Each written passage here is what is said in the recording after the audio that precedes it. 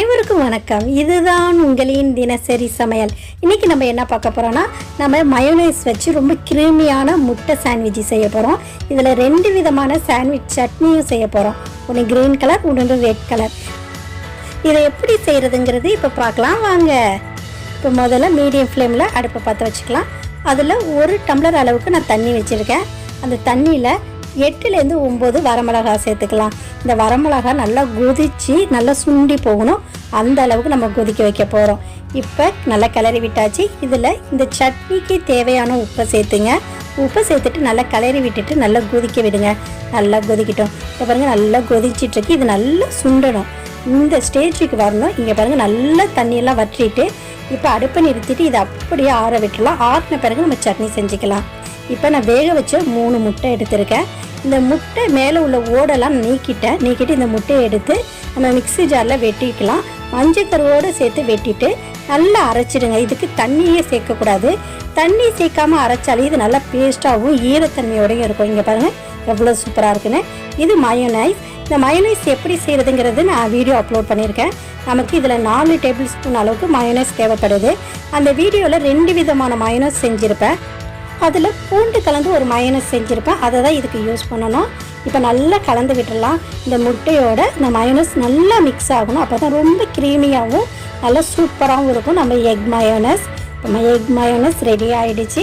இதை எடுத்து வச்சிடலாம். இப்போ அடுத்ததாக நம்ம பார்க்க போகிறது க்ரீன் கலர் சாண்ட்விச் சட்னி. அதுக்கு ஒரு கையளவுக்கு கொத்தமல்லி தலையை மிக்ஸி ஜாரில் சேர்த்துக்கலாம். ஒரு பச்சை மிளகாய் சேர்த்துங்க. ஒரு சின்ன துண்டு இஞ்சி, 5 பூண்டு பல்லையும் நம்ம எடுத்துப்போம். பூண்டு பல்லையும் சேர்த்துட்டு இந்த சட்னிக்கு தேவையான அளவுக்கு உப்பையும் நம்ம சேர்த்துக்கலாம்.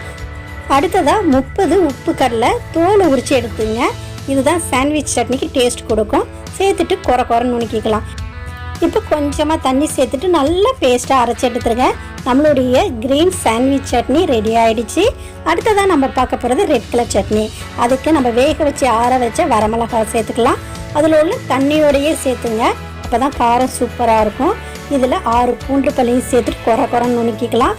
நுணுக்கியாச்சு. இப்போ 1 டேபிள் ஸ்பூன் அளவுக்கு வினிகர், கொஞ்சம் தண்ணி சேர்த்துட்டு நல்லா பேஸ்ட்டாக அரைச்சிடலாம். எனவே உப்பு போட்டு தான் வேக வச்சுருக்கோம். நம்மளுடைய ரெட் சட்னி ரெடி ஆகிடுச்சு. க்ரீன் சட்னி ரெடி ஆகிடுச்சு. எக் மயோனைஸும் ரெடி ஆகிடுச்சிங்க. கோதுமையில் செஞ்ச ப்ரெட் ஸ்லைஸ் 6 எடுத்திருக்கேன். நான் ப்ரெட்டை டோஸ்ட் பண்ணாமல் தான் வச்சுருக்கேன். ஏன்னா சாஃப்டாக இருக்கணுங்கிறதுக்காக. நீங்கள் டோஸ்ட் பண்ணி யூஸ் பண்ணுறதுனா கூட பண்ணிக்கலாம். முதல்ல ஒரு ஸ்லைஸ் எடுத்து அது மேலே ரெட் கலர் சட்னியை அப்ளை பண்ணிக்கலாம். நம்ம காரத்துக்கு தகுந்தாப்பில் நீங்கள் அப்ளை பண்ணிங்க. இப்போ இது மேலே எல்லாத்தையும் தடவிட்டு எடுத்து வச்சிடலாம். இன்னொரு ஒரு ஸ்லைஸில் க்ரீன் கலர் சட்னியை அப்ளை பண்ணிவிடுங்க. நம்மளுக்கு இதுவும் காரத்துக்கு தகுந்தாப்பில் டேஸ்ட்டுக்கு தகுந்தாப்பில் பண்ணிக்கலாம். இதே பண்ணி எடுத்து வச்சுருவோம். ரெட் கலர் சட்னி ஸ்லைஸ் மேலே நம்ம எக் மயோனைஸ் மிக்சரை எடுத்து வச்சுருங்க. இது ரொம்ப க்ரீமியாகவும் டேஸ்ட்டாகவும் இருக்கும். அதனால் எவ்வளோக்கு எவ்வளோ அப்ளை பண்ணுறீங்களோ அவ்வளோ டேஸ்ட் நல்லா கொடுக்கும்.